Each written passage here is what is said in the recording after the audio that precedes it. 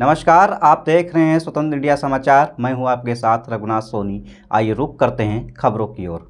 वेदम world school द्वारा 17 जुलाई 2025 को अपने बहुप्रतीक्षित अतिथि वक्ता कार्यक्रम वेदम संवाद का प्रथम सत्र सफलतापूर्वक आयोजित किया। इस अवसर पर भारत की चर्चित सामाजिक कार्यकर्ता और रेड ब्रिगेड लखनऊ की संस्थापक उषा विश्वकर्मा मुख्य अतिथि के रूप में उपस्थित रहीं। उनका सशक्त संवाद विद्यार्थियों के लिए आत्मबल, सामाजिक चेतना और समानता की एक जीवंत पाठशाला सिद्ध हुआ। उषा जी ने अपनी प्रेरणास्पद जीवन यात्रा साझा करते हुए बताया कि कैसे उन्होंने एक यौन हिंसा की घटना को सहने की बजाय उसके विरुद्ध आवाज उठाई और वर्ष 2011 में रेड ब्रिगेड लखनऊ की नींव रखी। आज उनका यह संगठन 1.5 लाख से अधिक लड़कियों और महिलाओं को आत्मरक्षा का प्रशिक्षण देकर उन्हें जागरूकता और अधिकार के साथ जीना सिखा चुका है। कार्यक्रम का सबसे प्रभावशाली हिस्सा रहा छात्रों के साथ सीधा संवाद। विद्यार्थियों ने बेहद प्रासंगिक और गूढ़ प्रश्न पूछे, जिसका उषा जी ने बड़े सधे और सशक्त अंदाज में उत्तर दिया।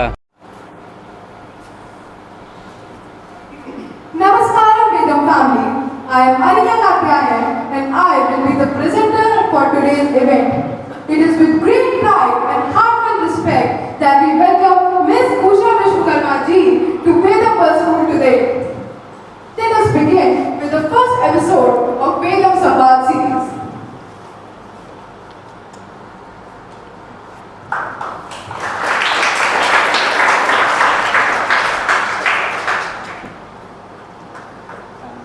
Namaskaram ma'am. नमस्कार।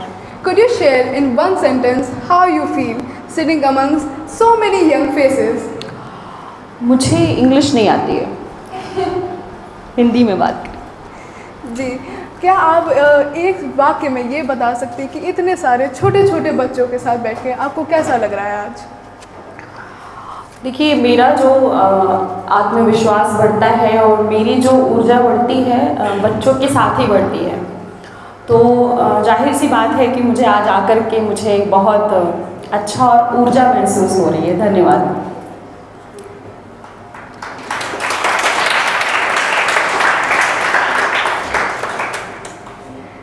आपने अपने बचपन में यह मुश्किलों का सामना कैसे किया? आपको पहला रास्ता कैसे मिला जिसमें आपने सिर्फ अपने लिए ही नहीं पर दूसरों के लिए भी चीज़ें बेहतर बनाई? और बचपन में तो मतलब बचपना मेरा अच्छा नहीं था। कई बार होता है कि आपको अपना बचपना याद करके बहुत अच्छा लगता है, लेकिन मेरे लिए मेरा बचपन याद करने जैसा कुछ था नहीं। और बचपन को याद करना मतलब फिर से ट्रॉमा में चले जाना। तो ठीक है, आपने ये सवाल किया है तो मैं आपको ज़रूर बताऊँगी। तो 5 साल की उम्र से मुझे याद है चीज़ों को। तो मैं बस्ती की रहने वाली हूँ और क्योंकि बड़ी फैमिली थी तो पिता का कुछ मेरी दादी से अनबन हुई और पिताजी घर छोड़ के चले गए। तब मैं 5 साल की थी और क्योंकि बड़ी फैमिली थी और गांव में एक पति का जाना और बिना बताए, अभी तो फ़ोन है हमारे पास, तब तो फ़ोन भी नहीं था, मेरी माँ पढ़ी लिखी नहीं है, तो सारा ब्लेम एक स्त्री पर डाल देना। तो ठीक है, माँ मेरी दादी के पास थी तो वहाँ बहुत सारे टॉर्चर उसको मिल रहे थे। तो मेरी माँ मायके चले आई मेरी नानी के पास। लेकिन इस बार आना बहुत डिफरेंट था। पहले नानी वहाँ जाते थे तो बड़ा सम्मान मिलता था और वो लाड प्यार और वो जो नखरे उठाए जाते थे, इस बार अलग था। इस बार कोई लाड प्यार नहीं था, कोई नखरे उठाना नहीं था, माँ को कभी भी बोल देना। और वो भी मैंने देखा कि मेरी माँ जिसको भाई बोलती थी, लेकिन मेरे पापा के जाने के बाद उस पर शक करने जाना लगा। मतलब अगल बगल ये कानाफूसी होने लगी कि इतनी अच्छी होती तो मर्द छोड़ के थोड़ी ना जाता। मेरी माँ को भी नहीं पता कि मेरे पिता गए कहाँ हैं, लेकिन वो ब्लेम मेरी माँ को आ रहा था। खैर, मैं पहली बार स्कूल जाती हूँ। आप पहली बार स्कूल आए होंगे तो क्या खुशी रही होगी, वैसे मेरी भी खुशी थी। हाँ, उस समय इतना अच्छा स्कूल नहीं था, इतनी अच्छी व्यवस्था नहीं थी, इतनी अच्छी ड्रेस नहीं थे। तो हमारे समय में हम बोरा लेके जाते थे, बोरा और पटरी, जहाँ पे स्लेट बोलते हैं उसको, काली गोली पोत के ले गए पहली बार स्कूल। हम बोरा बिछा के बैठे, तब तक गुरुजी आ गए। हमारे यहाँ टीचर को गुरुजी या मुंशी जी बोलते हैं। और बैठे और बच्चों के साथ, मुझे याद है, पेड़ के नीचे वैसे ही दो मुंशी जी आते हैं कि ये बच्चा, मतलब गांव में तो बहुत चेहरे सबके परिचित होते हैं, तो कहीं ये कौन है, ये नया चेहरा है, क्या लड़की है? तो पता चला ये फलाने की लड़की है। तो अच्छा, बस ये बोलते हैं, मुझसे पूछते हैं तेरा बाप कहाँ गया? नहीं पता मुझे मेरा बाप कहाँ गया। और वो दोनों मुंशी कुछ आपस में बात करते हैं और सारे बच्चे हंसने लगते हैं। नहीं पता मुझे वो क्या बात करते हैं, क्यों हंसते हैं, मुझे नहीं अच्छा लगता है। और मैं उठती हूँ, चली आती हूँ घर। उसके बाद मैं स्कूल नहीं जाती। उस 5 साल की बच्ची का कोई क्राइम नहीं था। उस 5 साल की बच्ची को नहीं पता था उसके पिता कहाँ हैं, लेकिन ये उनको बोला जाता है। फिर मैं कभी स्कूल नहीं जाती और ऐसे ही समय बीतने लगते हैं और कुछ समय बाद मैं शहर आ जाती हूँ। ये मेरा बचपना है।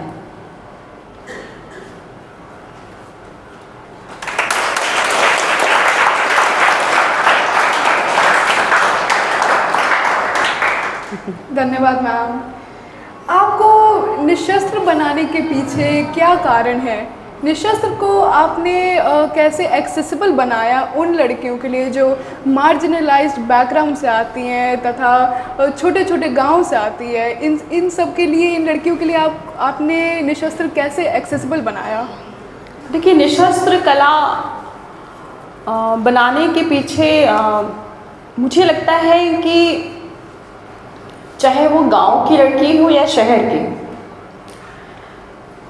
चाहे वो एक मजदूर की बेटी हो या एक बहुत बड़े अधिकारी की बेटी हो, वो एक बेटी है, एक वो औरत है।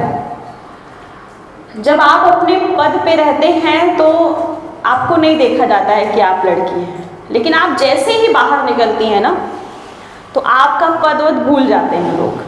वो सिर्फ टारगेट करते हैं कि आप एक स्त्री हैं।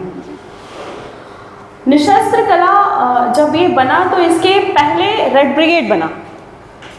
रेड ब्रिगेड कैसे बना? वो एक था कि क्योंकि 2006 में मेरे साथ बलात्कार की कोशिश हुई और इससे पहले मैं बहुत तेज तर्रार लड़की थी और बहुत बोलने वाली लड़की थी। मेरी माँ को हमेशा ताने मिलते थे कि तुम्हारी बिटिया जो है वकील बनी, क्योंकि हमेशा बोलती रहती थी, कुछ भी गलत होता था तो छोटा बड़ा नहीं देखती थी, घुस जाती थी। तो मम्मी को कई बार ताने मिलते थे कि वकील बनी, तो मम्मी को बुरा लगता था, तो मैंने भी सपना देखना शुरू कर दिया कि मैं वकील बनूंगी। तो खैर आर्थिक समस्या थी और शायद ईश्वर ने कुछ और ही लिखा था मेरे लिए। आज मैं हूँ 6-6 घंटा बोलती हूँ लेकिन वकील नहीं हूँ। तो ये मेरी इच्छा ईश्वर ने पूरी कर दी। वकील कम बोलते हैं लेकिन मैं 6 घंटा नॉन स्टॉप बोलती हूँ ट्रेनिंग के दौरान। तो लेकिन निशस्त्र कला कैसे शुरू हुई? जब मेरे साथ 2006 में बलात्कार की कोशिश हुई और मैं अपने आप को बचा तो ली, लेकिन जो मुझे सदमा लगा, मुझे 1.5 साल ट्रॉमा में रहना पड़ा। जब आप आराम से पेपर में पढ़ लेते हो कि हाँ किसी लड़की को उठा लिया गया, किसी लड़की को बलात्कार किया गया, टीवी में देखते हो, लेकिन टीवी में बहुत डिफरेंट होता है बलात्कार। जब किसी लड़की के साथ घटना होती है उस समय वो सांस भी नहीं ले पाती है। उसको कैसे पकड़ा जाता है, कैसे खींचा जाता है, कैसे नोचा जाता है, वो शायद वही समझ सकती है। और अगर वो बच गई तो उसका दूसरा जीवन है। जब मेरे साथ ये कोशिश हुई तो बहुत मुश्किल हुआ मेरे साथ कि मुझे समझ में नहीं आया, क्योंकि मेरा जानने वाला मेरा साथी था और मैं बच तो गई लेकिन दिमागी रूप से बिल्कुल डिस्टर्ब हो गई, और मुझे वो ठीक होने में 1.5 साल लगा। और जब मैं ठीक हुई तो एक बात का पता चला मुझे एहसास हुआ कि अगर हम सुरक्षित नहीं हैं तो शिक्षा का कोई मतलब नहीं है। एक लड़की के अंदर अगर आत्मविश्वास नहीं है तो आपकी इस शिक्षा का कोई मतलब नहीं है। तो फिर हमने इस पे काम करना शुरू किया, और जब ये निर्भया केस हुआ तो हमारे लिए बहुत अलग, क्योंकि उससे पहले तो हमें लगता था कि हम शिक्षा ले लेंगे तो सब कुछ कर सकते हैं, आज भी वही लगता है लोगों को। लेकिन जब ये निर्भया केस हुआ तो ये बात समझ में आई कि हम कहते हैं हम पापा के साथ चले जाएंगे, चाचा के साथ, भैया के साथ, पति के साथ, मम्मी के साथ, लेकिन वो तो अपने दोस्त के साथ भी नहीं बचा पाई। तो हमें अपने आप को ऐसा क्या करना चाहिए कि मुझे किसी की ज़रूरत ना पड़े, मैं अपनी सुरक्षा स्वयं से कर सकती हूँ। तो उस समय खूब चलन चला था, मार्शल आर्ट सीख लो, ये सीख लो, वो सीख लो, तो हम भी उसी लाइन में लग गए। तो हमने इंडिया से मार्शल आर्ट सीखा, और जब मार्शल आर्ट सीखा तो मोबाइल पे, फेसबुक पे जाने लगा कि सीख रहे हैं। तो उसको देख के 5 कंट्रियों ने संपर्क किया मुझे, 5 देशों के लोग यहाँ आए, और ताइक्वांडो, कराटे, सेल्फ डिफेंस, करमागा जो बहुत बड़ी टेक्निक मानी जाती है डिफेंस के लिए, तो 5 देशों के लोग आए और हमको सेल्फ डिफेंस की ट्रेनिंग दिए, और हमारे अंदर ज़्यादा आत्मविश्वास आ गया। तो हमको लगा कि हम ट्रेनिंग दे सकते हैं। तो हमने 25 सर्वाइवर को अलग अलग शहरों से बुलाया जिनके साथ रेप, गैंग रेप जैसी घटना हुई थी। उनको हमने ट्रेनिंग देने की बात कही, और क्योंकि हमने 5 देशों से ट्रेनिंग ली थी इस तरह की, तो एक बड़ा ही आत्मविश्वास था। तो हमने उनको ट्रेनिंग देना शुरू किया, लेकिन वहाँ हम फेल हो गए, क्योंकि जिनको हमने बुलाया उन्होंने बोला कि जो आप मुझे ट्रेनिंग दे रही हैं, मेरे साथ जब घटना हुई तो ये किक पंच काम नहीं आया। आप मुझे किक बता रही हो, पंच बता रही हो, थ्रो बता रही हो, लेकिन ऐसा कुछ हुआ नहीं था, क्योंकि मुझे अचानक से घसीटा गया था, अचानक से उठाया गया था, अचानक से बाल खींचा गया था, अचानक से किडनैप किया गया था, और उसमें कोई दूरी नहीं थी, वो बिल्कुल क्लोज में थे। तो हमारे लिए तो बेइज्जती हो गई हमारी कि अब हम क्या करें। तो उन महिलाओं और लड़कियों ने एक बात कही कि मेरे साथ जो होना था हो गया, नहीं बचे, लेकिन हम चाहते हैं कि हम आपको बताना चाहते हैं कि हमारे साथ कैसे कैसे घटना हुई थी।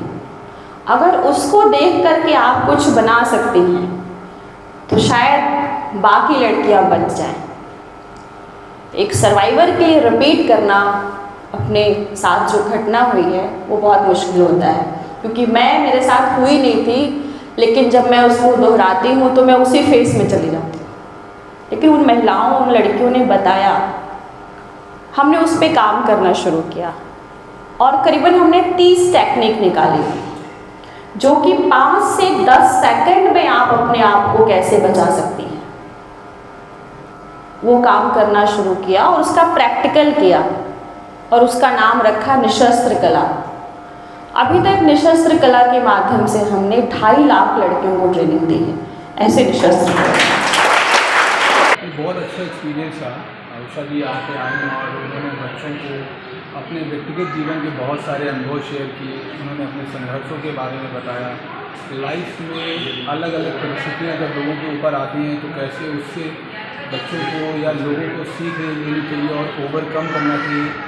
ये सारी बातें जब बच्चे ने सुनी और जब हम लोगों ने सुनी तो हमें ये महसूस हुआ कि कैसे एक कोई व्यक्ति अपने जीवन में लगातार सीखता है और परिस्थितियों से कैसे उबरना चाहिए। ये सारी सीख उषा विश्वकर्मा के सेशन हमें सीखने को मिली, हमारे बच्चों को सीखने को मिली। तो हमें उम्मीद है कि बच्चों ने जो घरेलू हिंसाएँ हैं या जो स्त्री पक्ष पे होती हुई जो हिंसाएँ हैं या पुरुषों का स्त्रियों के प्रति क्या कर्तव्य है या और उनके क्या क्या अधिकार हैं महिलाओं के, इन सारे विषयों पर उन्होंने बहुत ही जड़ तौर पर बातचीत की। हमें उम्मीद है कि बच्चों को इससे बहुत सारी चीज़ें और बहुत सारे हौसला उनको मिला होगा। यही हमारा मेन मोटो था बच्चों से उषा विश्वकर्मा को मिलाने को लेकर, और हमें बहुत खुशी है कि वो आई और हमारे साथ उन्होंने भाषण दिया। धन्यवाद सर। ऐसे ही तमाम खबरों को देखने के लिए बने रहें हमारे स्वतंत्र इंडिया समाचार के साथ।